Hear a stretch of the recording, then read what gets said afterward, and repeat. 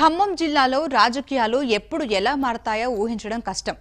Khammam parliament నియోజకవర్గం TRS అభ్యర్థి నామా తరపున సిట్టింగ్ ఎంపీ పొంగులేటి శ్రీనివాసరెడ్డి జోరుగా ప్రచారం చేయడానికి రెడీ అవుతున్నారు.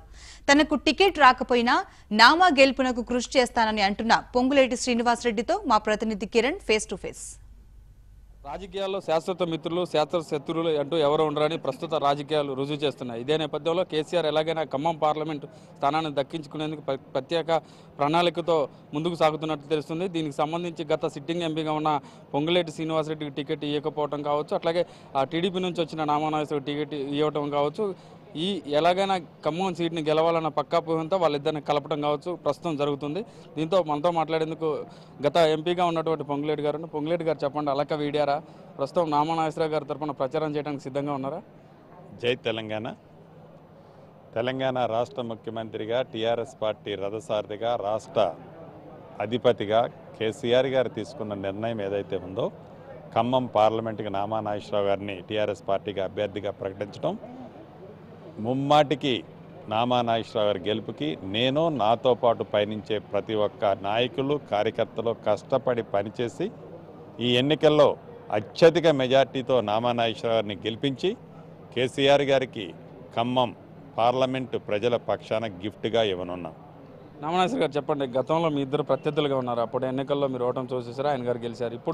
అప్పుడు ప్రత్యర్థులుగా ఉండి ఇప్పుడు మిత్రులయ్యారు, ఒకే పార్టీలో చేరారు, కేసీఆర్ సాధన పనిచేస్తామంటున్నారు. ఎలా అనిపిస్తుంది ఈ ఫీలింగ్? చాలా సంతోషం. అప్పుడు ఉన్నటువంటి రాజకీయాలకి ఆ రోజున ఉన్న మీ ఇద్దరం కూడా పోటీ పడిన మాట వాస్తవమే. సోదరుడు గెలిచాడు, 5 సంవత్సరాలు ప్రజలకు అండగా అన్ని విధాలు కూడా ఆయన గారు సేవ చేశారు. అంతకుముందు నేను గెలిచినప్పుడు కూడా అన్ని విధాలు కూడా ప్రజలకు అండగా ఉన్నాం. మా ఇద్దరు కలయికతో తప్పకుండా కూడా ప్రజలు మంచి మెజార్టీతో నన్ను గెలిపిస్తున్న గట్టి నమ్మకం నాకుంది.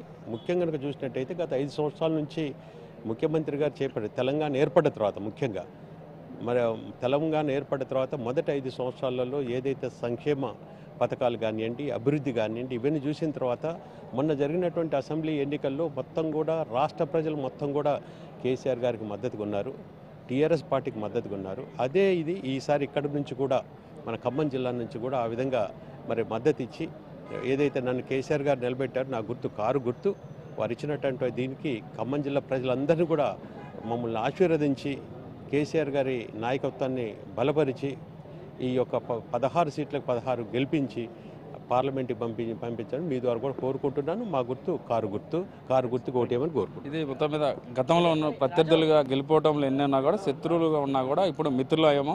ఎలాగైనా టీఆర్ఎస్ విజయకేతనం ఖమ్మం జిల్లాలో ఎగరేస్తామంటూ నామానాగేశ్వరరావు కావచ్చు, పొంగులేటి శ్రీనివాసరెడ్డి గారు మనతో చెప్తున్న పరిస్థితి కనపడుతుంది. ఇక్కడ పరిస్థితి ఖమ్మం.